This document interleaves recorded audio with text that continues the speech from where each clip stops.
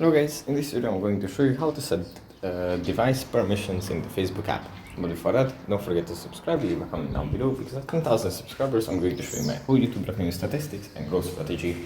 So without further ado, let's just jump right into it. First you have to open up the Facebook app. And here it opens up in the feed.